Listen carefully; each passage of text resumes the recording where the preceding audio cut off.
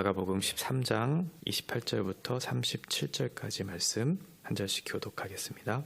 무화과 나무의 비유를 배우라. 그 가지가 연하여지고 잎사귀를 내면 여름이 가까운 줄 아나니 이와 같이 너희가 이런 일이 일어나는 것을 보거든 인자가 가까이 곧 문 앞에 이른 줄 알라. 내가 진실로 너희에게 말하노니 이 세대가 지나가기 전에 이 일이 다 일어나리라. 천지는 없어지겠으나 내 말은 없어지지 아니하리라. 그러나 그 날과 그때는 아무도 모르나니 하늘에 있는 천사들도 아들도 모르고 아버지만 아시느니라. 주의하라. 깨어 있으라. 그때가 언제인지 알지 못함이라. 가령 사람이 집을 떠나 타국으로 갈 때 그 종들에게 권한을 주어 각각 사물을 맡기며 문지기에게 깨어 있으라 명함과 같으니 그러므로 깨어있으라. 집주인이 언제 올는지 혹 저물 때일는지 밤중일는지 닭 올 때일는지 새벽일는지 너희가 알지 못함이라. 그가 호련히 와서 너희가 자는 것을 보지 않도록 하라. 깨어있으라. 내가 너희에게 하는 이 말은 모든 사람에게 하는 말이니라 하시니라. 아멘. 어제 우리는 종말의 때 이때를 어떻게 살아야 하는가에 대해서 잠시 살펴봤습니다. 종말의 때에는 많은 핍박이 있고 환란이 있을 것이라고 말씀했고 많은 거짓 그리스도, 거짓 선지자들이 와서 우리를 미혹하게 될 것이다 라는 것을 우리가 살펴봤어요. 그러니 너희는 그곳에 넘어지지 말고 조심하고 주의하여서 삼가라 이렇게 말씀했었죠. 마지막 때에 있을 이런 여러 가지 일들에 대해서 우리 성도들이 어떠한 태도를 가지고 취해야 하는가. 예수님이 다시 오실 그때까지 우리는 영원에 잇대어 살아가는 사람들이잖아요. 그러니까 우리에게 주어진 이 시간들을 소중하게 생각하면서 거룩한 신보로 잘 단장돼서 이 은혜의 시간들을 잘 보내야 한다고 말씀을 드렸어요. 그러면 우리에게 주어지는 이 소중한 시간들을 구체적으로 어떻게 삶을 살아내야 할까에 대한 부분들이 남았겠죠. 오늘 그 부분들에 대해서 우리가 설명을 좀 드리려고 합니다. 앞에서 우리는 성전의 멸망에 대해서 한번 살펴봤고 그리고 재림의 때가 어떠한 것인지를 살펴봤어요. 이 두 가지의 내용에 대해서 오늘은 두 가지 비유를 통해서 설명해 주죠. 하나는 무화과 나무 비유, 하나는 집 떠난 집주인, 그리고 그 종들과 문지기에게 맡겨주신 사명에 대해서 얘기하면서 각각의 설명들을 이 비유를 통해서 하시는 내용입니다. 첫 번째 먼저 무화과 나무의 비유를 보면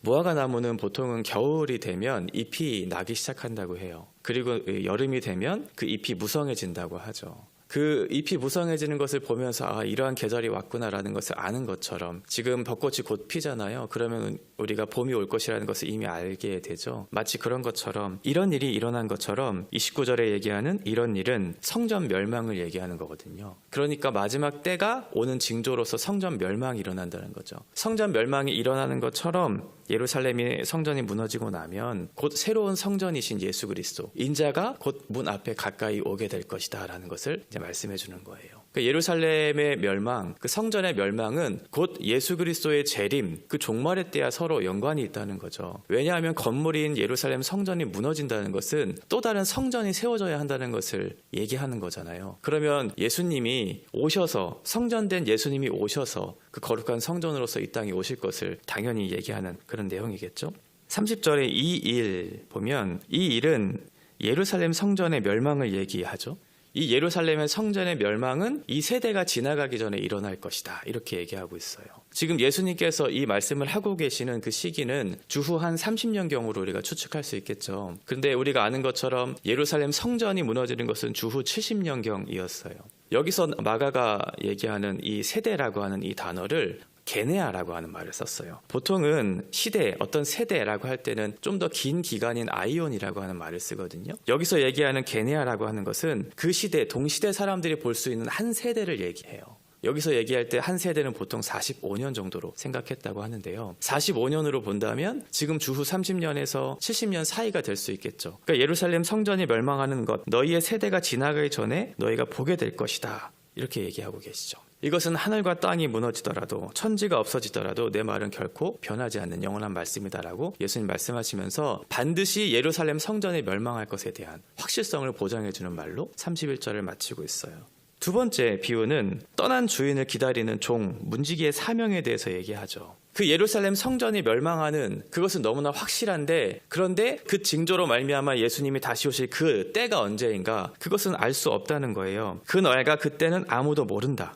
천사들도 모르고 아들도 모르고 하나님 아버지만 아신다 이렇게 말씀하시면서 정확한 날은 우리가 알 수 없다라고 이렇게 얘기하죠. 우리가 예수님의 재림의 때 그 날과 시를 알 수는 없죠.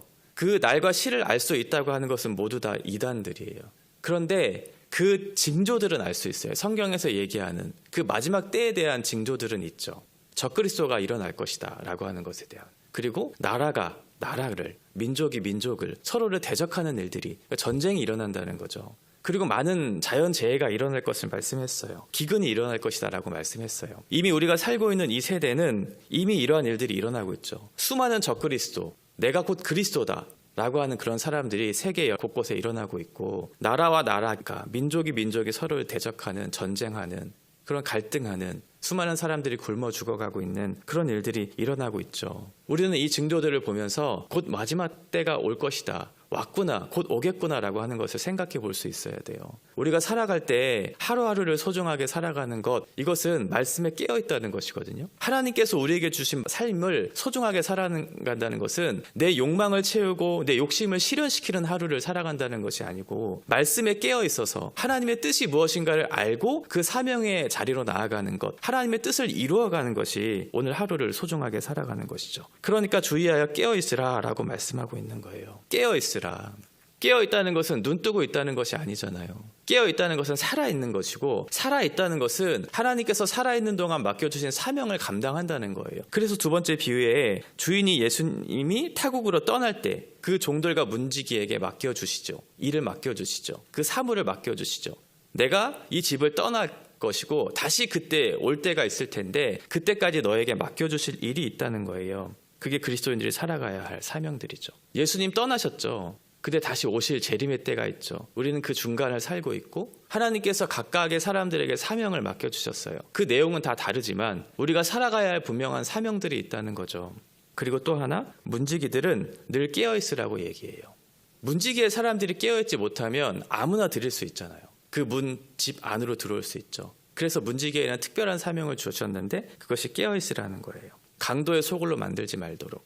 거짓 그리스도인들이, 거짓 그리스도가, 거짓 선지자들이 그 문 안으로, 청문 안으로, 성전 안으로 들어오지 못하도록 문지기가 늘 깨어있어서 분별하는 거죠. 지키는 거죠. 진리를 수호하는 일을 해나가는 거죠. 어떤 특별한 날이나 특별한 사람들에게만 주신 것이 아니고 예수님을 아는 모든 사람들, 그리스도인들에게는 모두 사명이 있다는 것이고, 그것은 특별한 장소나 특별한 날에만 하는 것이 아니고 우리가 살아가는 모든 일상의 자리에서 하나님께서 맡겨주신 사명을 감당하는 거죠. 왜냐하면 일상에서의 본 모습이 우리의 모습이죠. 그리고 우리의 존재가 확인되는 장소가 바로 일상이거든요. 그리고 하나님께서 일하시는 장소도 바로 일상이에요. 우리가 살아가는 모든 시간들, 모든 날들, 모든 영역들, 이곳에서 하나님의 맡겨주신 사명을 감당하는 거죠.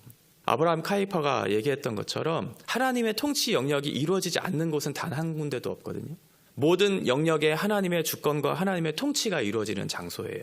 우리가 새벽에 나와 기도하는 이 예배당만 하나님이 임재하시는 장소가 아니고, 이 예배당을 떠나 우리의 일상 중에 갔을 때, 가정에서 주부로, 학생들이 공부할 때, 일터에서 일할 때, 우리가 누군가 말하고 행동하는 모든 관계들, 이 모든 것들이 하나님께서 맡겨주신 귀한 사명의 자리라고 하는 거죠. 그래서 모든 그리스도인들은 이 사명을 가지고 어떠한 자세와 어떠한 태도로 어떠한 행동을 할 것인가에 대해서 늘 깨어 있어요. 그래서 그것들을 통해서 하나님의 영광을 드러내는 그런 일들을 맡겨주신, 그런 삶을 살아가는 그런 사람들이죠. 우리가 이렇게 살아가야 할 이유는 분명합니다. 왜냐하면 우리의 일상이 죽으면 끝나는 일이 아니기 때문에 그래요. 우리는 죽음 이후의 영원한 삶을 살아가는 사람들이잖아요. 그리고 지금 우리는 영원에 잇대어 살아가는 오늘 하루를 살아가는 사람들이거든요. 그러니까 오늘 하루는 영원에 잇대인 또 한 날이라는 거예요. 하나님의 나라가 이미 임했고 하나님의 나라의 백성으로 이미 우리가 살고 있는 이 한 날은 허무하게 무가치한 인생을 살아가는 그런 하루가 아니고, 영원한 것에 잇대어서 그 하루가 또 하루가 되고 영원에 잇대은 그 귀한 소중한 하루를 살아내야 된다는 것이죠.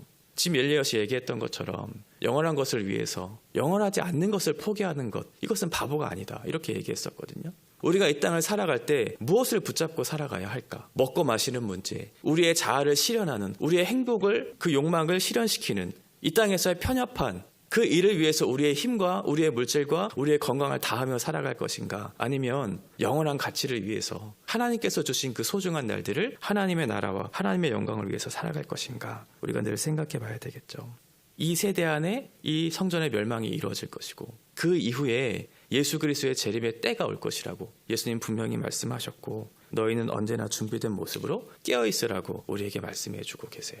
특별히 문지기들에게 깨어있으라고 얘기하고 계시거든요. 진리를 수호하는 그런 공동체로서 우리가 이 땅을 살아내야 된다는 그런 사명을 가지셨으면 좋겠어요. 우리가 성전된 그리스도인으로서, 또 교회로서 우리가 무엇을 지키며 살아가야 할까? 이 땅의 시대에 어떠한 것을 분별하며 어떠한 것을 따라 살아가는 것임을 우리가 보여줘야 할까를 늘 고민하면서 이 사명을 감당해야 되겠죠.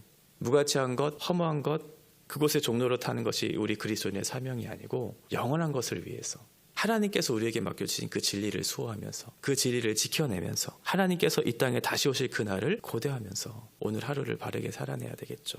오늘도 우리에게 주신 이 소중한 날을 하나님 앞에 드리는 그런 마음으로 사셨으면 좋겠어요. 늘 열심히 기도하면서 말씀대로 살려고 몸부림치시겠지만 오늘 하루도 그러한 마음으로 하나님께서 주신 이 소중한 날들을 기대하고 또 기뻐하면서 감사하면서 그 영혼의 이때인 오늘 하루가 될 수 있도록 그렇게 살아낼 수 있는 그런 하루가 되시기를 바랍니다.